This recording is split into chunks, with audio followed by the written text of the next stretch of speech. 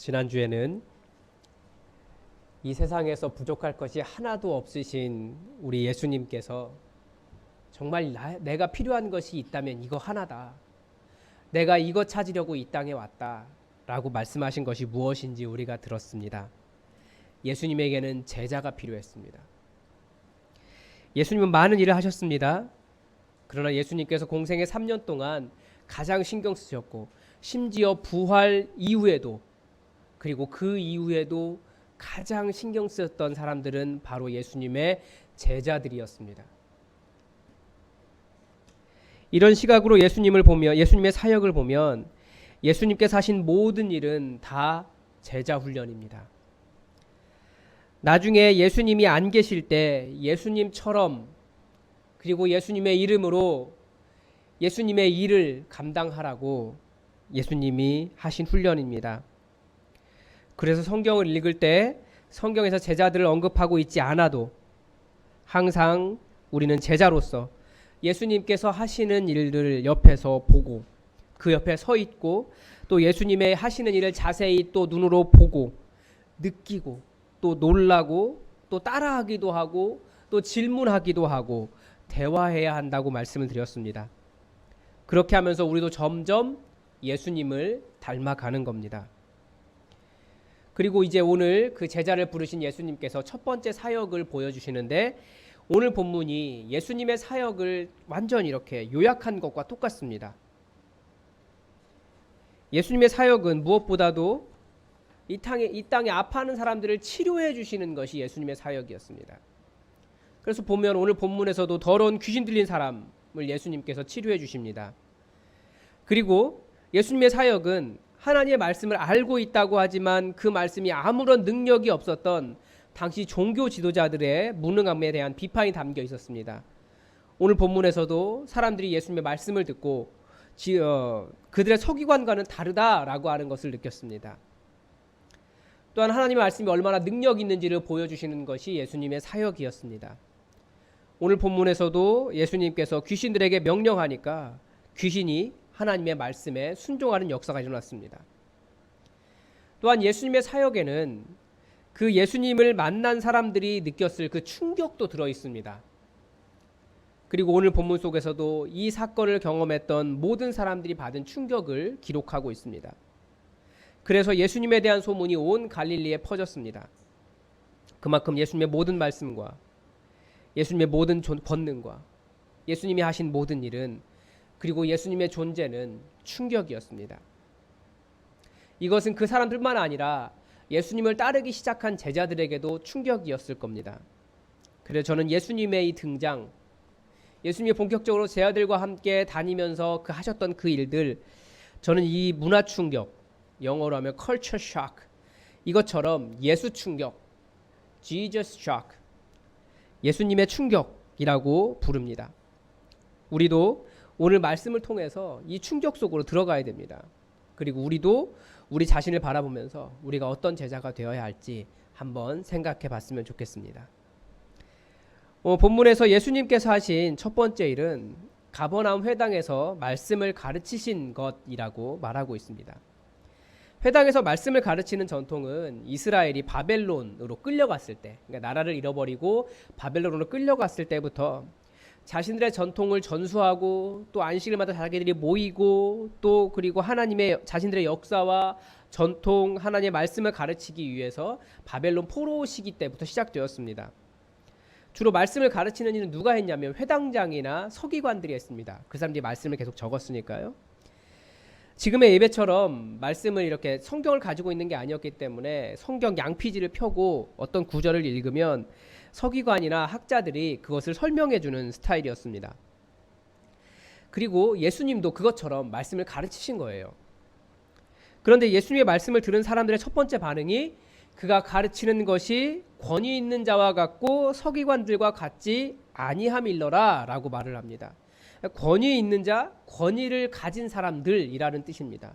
권위, 힘, 능력, 파워 같은 뜻입니다. 성령의 권능이라고 할 때 그 권능 같은 단어입니다. 그러니까 가르치시는 것이 능력 있는 자, 힘이 있는 자와 같다. 힘이 있었다라는 겁니다. 예수님께서 어떻게 가르치셨는지 한번 듣고 싶지 않으십니까? 네, 저는 정말 듣고 싶습니다. 그런데 아마 여러분이 예수님의 말씀을 듣고 나면 최철규 목사가 설교를 잘하는 게 아니었구나를 깨닫게 되실 겁니다. 제가 긴장해야죠. 설교 잘해야겠죠. 그래도 안심이 되는 건, 이게 안심이 돼야 되는 건 잘 모르겠는데, 저든 여러분이든 예수님의 설교를 직접 들을 일은 없습니다.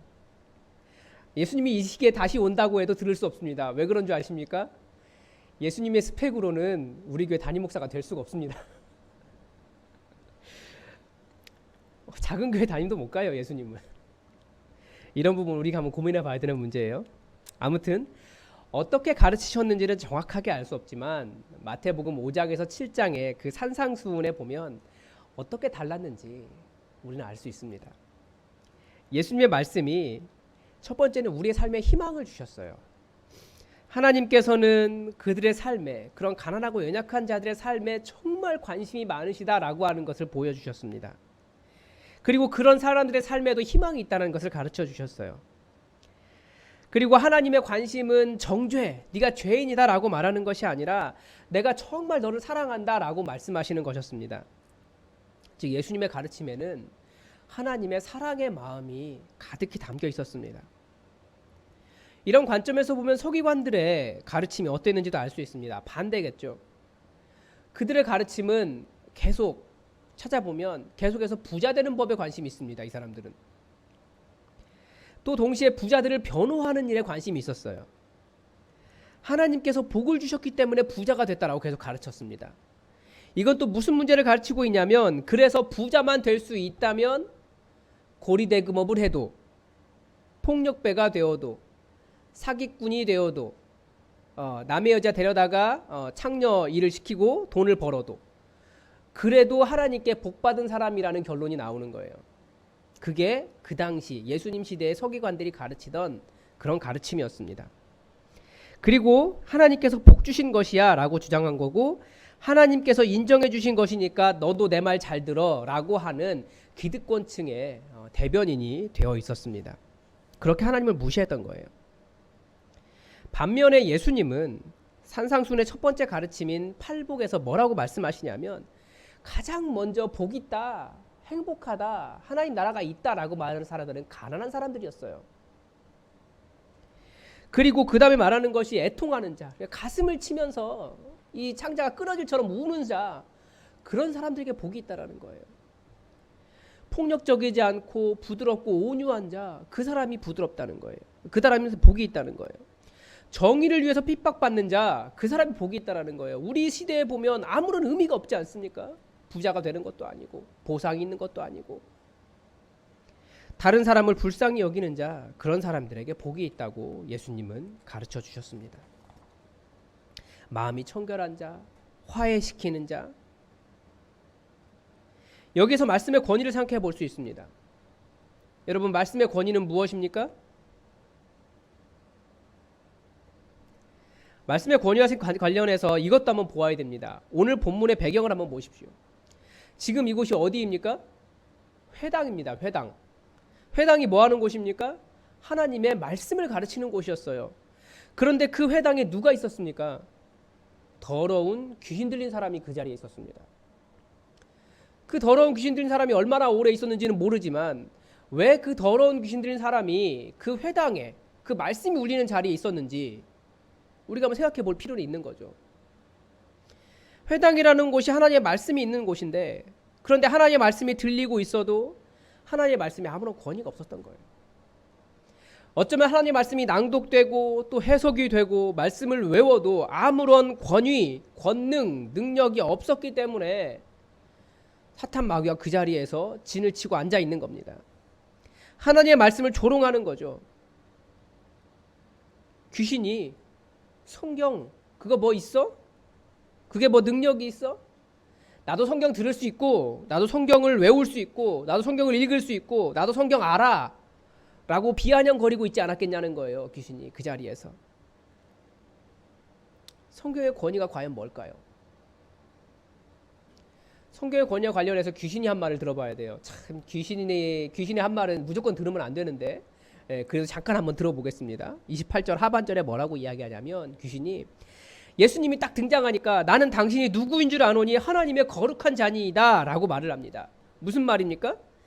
이 말씀의 권위, 말씀의 능력은 말씀을 읽고 알고 외우고 말할 줄 알고 가르칠 수 있는 것에서 나오는 것이 아니라 말씀 때문에 삶이 변한, 말씀의 영향을 받고 그 사람이 거룩하게 변한 사람에게서 나온다라는 것을 볼 수 있는 겁니다. 그것은 마귀가 아는 거예요. 아, 이 사람이 말씀 때문에 변한 사람이구나. 즉 말씀의 권위는 자신이 말씀 위에 있는 사람이 아니라 그 말씀의 권위 아래에 내려가서 말씀의 권위 아래에 서 있는 사람에게서 나옵니다. 자신이 말씀 위에 서 있어서 그 말씀 때문에 자신의 삶을 변화시키고 노력하지 않는 것이 꼭 귀신 들린 사람과 똑같은 거예요. 귀신도 말씀을 듣는다니까요. 말씀을 외운다니까요. 말씀을 안다니까요. 그렇지만 말씀이 무슨 권위가 있어? 그 위에 서 있는 것이 귀신 들린 사람과 똑같아요. 근데 말씀은 그 위에 서 있는 것이 아니라 말씀은 그 아래 들어가서 복종하고 나를 쳐서 복종시키는 것이 말씀입니다. 그런 의미의 설교자들이 많은 착각을 하겠죠. 내가 말씀을 가르치고 설교도 하기 때문에 내가 말씀보다 높아 라고 착각을 해요. 아니면 성경에 대해서 많이 알면 알수록 사람이 교만해지는 사람도 있습니다. 내가 안다는 거죠. 물론 전부가 그런 것은 아닐 겁니다. 그래서 성경은 알기 위해서 읽는 책이 아니라 그 말씀 한 구절이 내 삶에 이루어지기를 간절히 바라면서 말씀에 복종하기 위해서 읽는, 그 구절에 복종하기 위해서 읽는 책이 성경입니다. 한번 여러분을 돌아보십시오. 나는 어떤 말씀, 어떤 성경 구절에 나 자신을 쳐서 복종시키고 있는지, 내가 지난 주간에 읽었던 어떤 말씀 때문에 나는 말씀에 대해서 마음 아파하면서 내가 나 자신을 깎고 나를 쳐서 복종시키고 있는지. 귀신 들린 사람이 한 말의 의미는 말씀을 가르치는 서기관들은 말씀을 알고 가르칠 수는 있어도 그들 자신이 말씀으로 변화된 사람은 아니었다라는 것에 대한 반증인 겁니다. 그런 사람이 말하는 말씀에는 아무런 능력이 없어요. 또한 사람들이 한 말 속에서 권위, 권세, 능력이 무엇인지도 알 수 있습니다. 27절 하반절입니다. 이는 어찌미냐 권위 있는 새 교훈이로다 더러운 귀신들에게 명한즉 순종하는도다. 이 말씀의 권위는, 말씀의 능력은 변화를 일으키는 힘입니다. 진정한 말씀은 변화를 일으켜요. 심지어 귀신도 순종할 정도입니다. 정리하면 말씀의 권위는 무엇입니까? 내가 말씀에 대해서 말할 수 있다, 그것이 아니라 말씀 때문에 내가 변하는 겁니다. 그 말씀이 실제 삶의 현실을 바꾸는 겁니다. 그리고 그것이 말씀의 권위, 말씀의 능력입니다. 서기관들이 그렇게 성경을 가르칠 때는 아무런 변화도 일어나지 않았어요. 성경에 대한 지식은 늘어났겠죠. 그런데 어떤 변화? 예를 들면 귀신에 쫓겨나는 변화는 전혀 일어나지 않은 거예요. 귀신이 들려있는 것처럼 자신이 말씀 위에 있고 말씀을 왜곡하고 말씀을 이용하고 있는 사람들이 그렇게 많이 있는데도 아무도 거기서 변화가 일어나지 않았던 겁니다. 그런데 예수님의 말씀은 변화이고 능력이었습니다. 성경은 지식이고 현학이 아닙니다. 변화입니다. 능력입니다. 이것이 당시 예수님을 만난 사람들이 받은 충격이었습니다. 실제로 변화가 있더라니까요. 그 변화가 어디까지일까요? 예수님의 치료와 능력에는 충격적인 것이 많이 있었습니다. 병에 걸린 사람도 고치셨고 나병 환자도 고치셨고 죽은 사람도 살리셨습니다. 충격 아닙니까? 우리가 워낙 많이 들어서 별로 충격을 잘 못 느끼는 것 같아요. 그런데 이 변화에는 목적이 있습니다. 오늘 본문이 예수님의 사역을 요약하고 있다고 말씀드렸습니다. 그러니까 오늘 본문 속에서 예수님의 등장 때문에 가장 크게 두려워한 존재, 그가 바로 예수님 사역의 목적을 보여줍니다. 다시 귀신의 이야기를 들어보겠습니다.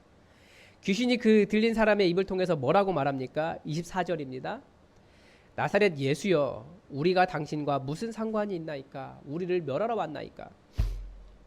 예수님의 등장에 마귀가 충격을 받았습니다. 이제 자신의 때가 끝났다. 예수님이 자신을 멸하러 오셨구나를 깨달았습니다. 마귀는 무엇일까요? 성경은 인간의 범죄가 이 마귀의 유혹에서부터 시작되었다라고 설명합니다. 물론 인간이 그 유혹을 이기면 되겠죠. 그런데 인간이 그렇게 강력하지 않아요. 성경은 인간의 불순종의 문제의 핵심이 이 악한 영, 사탄 마귀에게 있다라고 가르칩니다. 그러니까 우리는 끊임없이 하나님을 찾아가지만 끊임없이 또 마귀도 우리 안에서 하나님을 찾아가지 못하도록 우리를 끌어내린다는 거예요. 또 이 세상도 그렇습니다. 직접적인 원인은 아니어도 근본적으로 사탄 마귀의 영향이 굉장히 강합니다. 사탄 마귀가 이 세상에서 예수님을 믿지 못하게 하는 생각들을 많이 퍼뜨려요. 예수님이 거짓이라고 가르치고요. 예수님보다 더 급하고 우선하는 것들이 더 많은 것처럼 우리를 속이고 있지 않습니까? 거짓신을 섬기는 많은 종교도 만들고 있습니다. 분명히 영적 전쟁이에요. 요즘 사탄 마귀는 제가 보니까 TV에 가장 많이 존재하고 있습니다. 가장 영향력이 많거든요. 얼마 전까지 TV에서 이렇게 표현했어요. 너무 좋은 거 막 그런 거 있으면 여기가 천국이야 이렇게 표현했습니다. 요즘은 뭐라고 써 있는 줄 아십니까? 여기가 극락이야 라고 써 있습니다. 혹시 보신 분들이 있는지 모르겠어요. 그만큼 우리가 부지불식간에 알지 못한 상태에서 그런 것들을 보게 되는 거예요. 대학 학문도 그렇습니다. 이 과학적이라고 말하는 것이 절대적인 권위를 가지고 있습니다. 근데 저는 이 과학적이라고 하는 말 자체에도 굉장히 마귀의 장난이 있는 것 같아요. 이 과학적이라는 말 속에는 하나님을 검증할 방법이 들어있지 않거든요. 어떻게 사람의 방법으로 사람보다 훨씬 더 크신 하나님을 검증할 수 있겠습니까? 사탄의 권세가 가득한 이 세상에 오신 이 예수님의 사역의 목적이 바로 이 마귀의 역사, 하나님을 멀리하게 하고 하나님을 잊어버리게 만들고 하나님을 부인하고 하나님을 찾을 수 없게 하고 하나님을 거부하며 헛된 것을 하나님처럼 섬기게 만드는 모든 일을 멸하는 것입니다. 이 충격적인 것이 뭐였냐면 예수님께서 귀신에게 명령하니까 그 귀신이 그 사람에게서 떠났습니다. 그 명령이 뭐였습니까? 잠잠하고 그 사람에게서 나오라입니다. 보니까 귀신이 말을 많이 해요. 그래서 귀신이 사실은 귀신 쫓아낼 때 귀신의 말을 들으면 안 돼요. 무조건 조용히 해라고 얘기해야 돼요. 잠잠해라.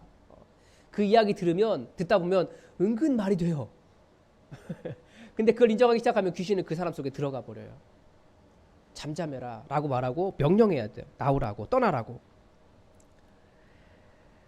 그런데 결국 하나님을 믿기 위해서 하나님을 알기 위해서 하는 말이 아니기 때문에 좋은 것이 아닙니다. 귀신은 하나님을 의심하고 하나님을 신뢰하지 못하게 하는 말을 많이 합니다. 그래서 귀신에게 그 명령해야 되는 거예요. 잠잠하고 그 사람에게서 나오라 라고 명령해야 합니다. 오늘 본문 이 회당에서 있었던 사건은 모두 충격적이었습니다. 예수님의 말씀을 듣고 지금까지 말씀을 가르쳤던 서기관들이 아무런 권세가 없었구나라는 것을 깨달은 사람들도 충격이었고요. 예수님의 등장에 귀신도 충격을 받았고요. 예수님의 말씀에 귀신이 떠나가는 것을 본 사람도 충격을 받았습니다. 이것이 예수님께서 그 땅에 주셨던 예수 충격입니다. 여러분도 충격을 받으셨습니까? 아니면 워낙 자주 봐서 여러분의 일상이어서 전혀 충격을 받지 않으십니까? 질문을 이렇게 바꿔보겠습니다. 그러면 여러분은 예수님처럼 세상에 그렇게 충격을 주실 수 있으십니까? 하나님의 말씀 때문에, 그 말씀의 권세 때문에, 악한 사탄 마귀도 굴복하는 말씀의 권세 때문에 세상에 충격을 주실 수 있으십니까? 여러분이 명령할 때 귀신이 떠나갑니까? 여러분 속에 하나님의 말씀이 있으십니까? 복음서의 배경에는 항상 제자들이 기록되어 있지 않아도 항상 제자들이 병풍처럼 이렇게 서 있습니다. 제자란 스승처럼 행동하는 사람들입니다.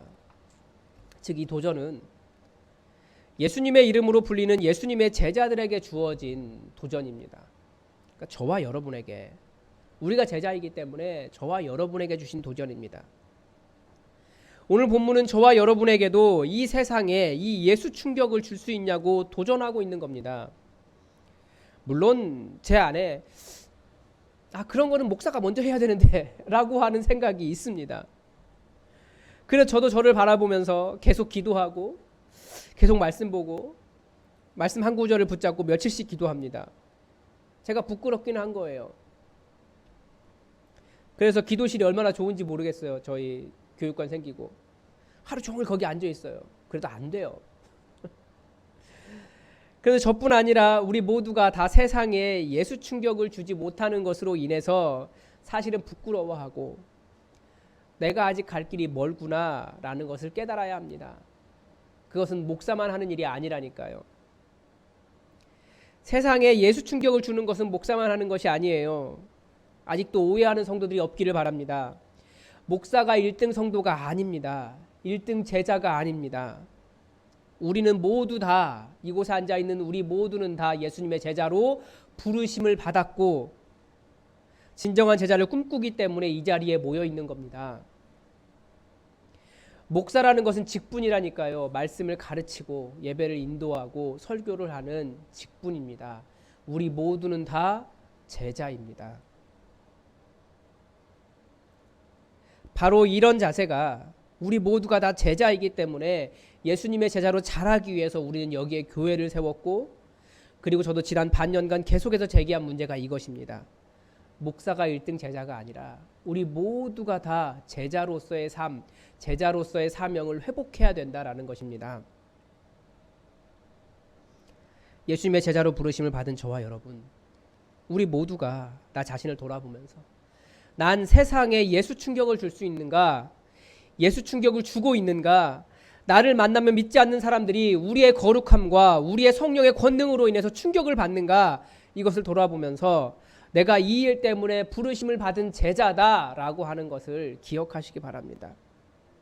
그래서 우리는 말씀의 전문가가 되어야 돼요. 서기관들처럼 말씀을 잘 알고 설명 잘하고 그래서 현학적이고 지식적이 되는 것이 아니라 그 말씀 한 구절 한 구절 때문에 내가 나 자신을 깎이고 쳐서 복종시키는 그런 말씀의 전문가가 되어야 됩니다. 그래서 지난주에 말씀을 어떻게 읽어야 하는지 말씀을 드렸어요. 말씀을 읽는 게 아니라 그 속에 들어가서 모든 감각으로 느껴야 한다고 말씀드렸습니다. 보고, 냄새를 맡고, 말하고, 듣고, 만지고. 그게 우리가 지금 하고 있는 가들리 플레이 아닙니까? 교육부에서. 오늘은 성경을 읽는 한 가지 방법을 더 말씀드리겠습니다. 계속해서 마가복음 강해를 하게 될 텐데, 마가복음에 나오는 red letters, 빨간 글씨들, 예수님의 말씀이라고 이렇게 보면 색깔 다르게 빨간 글씨로 되어 있는 성경이 있을 거예요. 지금 제 성경은 그렇지 않은데 저희 다른 성경은 그렇습니다. 아마 그러신 분들도 있고 아닌 분들도 계실 겁니다. 예수님의 말씀입니다. 그 말씀은 다 외워야 돼요. 오늘 본문 속에서는 어떤 말씀이 들어있습니까? 잠잠하고 그 사람에게서 나오라 라고 하는 예수님의 말씀이 들어있습니다. 우리 주변에도 여전히 악한 영의 권세에 눌려있는 사람들이 많이 있습니다. 그들에게 해야 될 말이 무엇이겠습니까? 잠잠하고 그 사람에게서 나오라 라고 명령하는 겁니다. 예수님께서 우리에게 가르치신 말씀이에요. 너도 귀신 들린 사람을 보거든 그 사람에게 예수 그리스도의 이름으로 잠잠하고 그 사람에게서 나오라 라고 명령할 수 있어야 된다는 겁니다. 그리고 내가 기도할 때, 기도하면서 내가 예수 그리스도의 이름으로 귀신들에게 명령할 때 귀신이 나가도록 기도해야 됩니다. 그런 권세가 생길 때까지 기도해야 됩니다. 전 어렸을 때부터 귀신을 쫓아내는 것을 굉장히 많이 봤습니다. 귀신은 결국은 나가더라고요. 그런데 막상 목사가 되어서 귀신을 쫓아내본 경험이 몇 번 있는데, 저는 귀신을 쫓아냈다기보다 당장 일어나는 문제를 잠잠하게 한 것밖에 없다는 생각이 들어요. 왜 그러냐면 귀신을 쫓아내려면 능력이 없기 때문에 굉장히 오랫동안 그 사람 붙들고 기도하고 계속 이야기하고 명령하고 쫓아내야 됩니다. 그리고 굉장히 헷갈려요. 그래서 그냥 정상적인 생활을 하는 것처럼 보일 정도만 만들어 놓고 저도 손을 뗀 거죠. 지금 생각하면 너무나 죄송하고 그렇게 하면 안 됐었는데 라는 생각이 듭니다. 그들의 불안한 눈빛과 정상적인 생활을 하는 것 같지만 안정되지 않은 삶을 보면 귀신은 떠나지 않았어요. 바로 우리 제자들이 예수님의 제자로서 권세가 없으면 어쩌면 우리는 그 서기관들과 크게 다르지 않은 사람들에 불과합니다. 그래서 반성하고 자신을 인정하고 자신의 연약함을 직면하면서 제자로서 권능 있는 제자로서 성장하기를 우리는 아마 기도해야 될 겁니다. 오늘 본문 속에서 제자를 부르신 예수님께서 행하신 첫 번째 사역을 우리는 보았습니다. 본문 속의 제자들은 한 번도 언급되지 않아요. 그런데 이 모든 일을 옆에서 가장 가까이서 보고 가장 충격적으로 보고 가장 많이 느꼈을 사람들이 바로 제자들입니다. 그게 바로 우리의 시선이고 우리의 문제입니다. 예수님께서 이 땅에 계시지 않는 이 시대에 예수님 다음 시대에 예수님의 이름으로 불리는 제자들, 그리고 지금 이 시대에는 우리들이 동일하게 행해야 할 그 일이 무엇인지 예수님이 오늘 본문 속에서 가르쳐주고 계십니다. 우리에게는 이 말씀의 능력이 있습니까? 성경을 많이 보고 계시죠? 공부하면 성경을 알 수 있어요. 그러나 말씀 아래가 아니라 말씀을 정복하듯이 말씀 위에 있으면 말씀의 능력은 경험할 수 없습니다. 하나님의 말씀에 나를 복종시켜서 내가 변화되면 말씀은 나를 통해 드러나는 능력이 됩니다. 즉 변화된 내가 말씀이 권위, 권능, 힘이 있다는 증거가 됩니다. 그게 교회 다닌다고 하면서 아무런 변화 없는 서기관이 되지 않는 방법입니다. 우리 예수님의 제자들은 사탄 마귀를 멸하기 위해 영적 전쟁을 수행하고 있습니다. 이 세상은 아직도 공중권세 잡은 자의 권세 아래 있다는 것을 우리가 배웠습니다. 하나님의 하늘과 공중권세 잡은 자의 하늘이 우리 인간의 하늘 아래서 전쟁을 하고 있습니다. 아직도 수많은 사람들이 악한 영의 하늘 아래서 살면서 여호와 하나님을 부인하고 있습니다. 어쩌면 교회 안에 있다고 하지만 제자의 삶을 살지 않는 우리보다 더 많은 사람들도 회당 안에 있지만 귀신 들렸던 사람과 크게 다르지 않을 겁니다. 우리는 그 사탄 마귀를 멸하기 위해 예수님을 따라 살고 있습니다. 우리는 세상에 예수 충격, Jesus shock, 예수 충격을 주어야 합니다. 그 능력이 무엇입니까? 바로 성령의 능력입니다. 교회가 요즘은 예수님의 이름으로 병을 잘 못 고쳐요. 귀신도 잘 못 쫓아내요. 우리가 회복해야 될 교회의 권능입니다. 이게 인간의 이성이나 학문, 합리성으로는 설명되지 않는 믿음의 능력입니다. 그 회당에서 예수 충격을 경험한 모든 사람들이 느꼈던 충격이 그게 아니겠습니까? 이게 말이 돼? 네, 말이 됩니다. 그게 믿음입니다. 이게 말이 돼? 거기에서 말은 인간의 합리성이지만 이게 말이 돼? 에서 말은 믿음 안에 있는 합리성입니다. 여러분, 우리는 제자입니다. 예수님께서 나를 따라오너라 라고 부르셨습니다. 그래서 이제 우리가 제자로서 첫 번째 예수님과 함께 발걸음을 내디뎠습니다. 예수 충격을 받으셨습니까? 이제 그 다음도 따라갈 겁니다. 그리고 그렇게 예수님을 따라가다 보면, 그리고 그렇게 예수님의 충격을 계속 받다 보면 우리도 언젠가 우리도 사람을 낚는 어부가 될 것입니다. 우리는 제자입니다. 누구의 제자입니까? 예수님의 제자입니다. 예수님의 제자는 예수님의 제자라는 이름을 가졌다고 되는 것이 아니라 능력이고 권세입니다. 그렇지 않으면 그 회당에 그 서기관과 그게 다르지 않다라는 것을 기억하시기 바랍니다. 기도하겠습니다. 하나님, 나를 따라오너라. 내가 너희로 사람을 낚는 어부가 되게 하겠다라고 말씀하신 예수님의 명령 따라, 예수님의 말씀 따라 우리가 예수님의 제자가 되기 위해 이제 예수님을 따라 한 걸음 디뎠습니다. 예수님이 회당에서 말씀을 가르치실 때 하셨던 일을 보면서 그 말씀의 권위와 또 귀신이 쫓겨남과 또 사람들이 받아들이는 그 모든 것들과 그런 것들을 보면서 우리가 예수님에 대한 충격을 받습니다.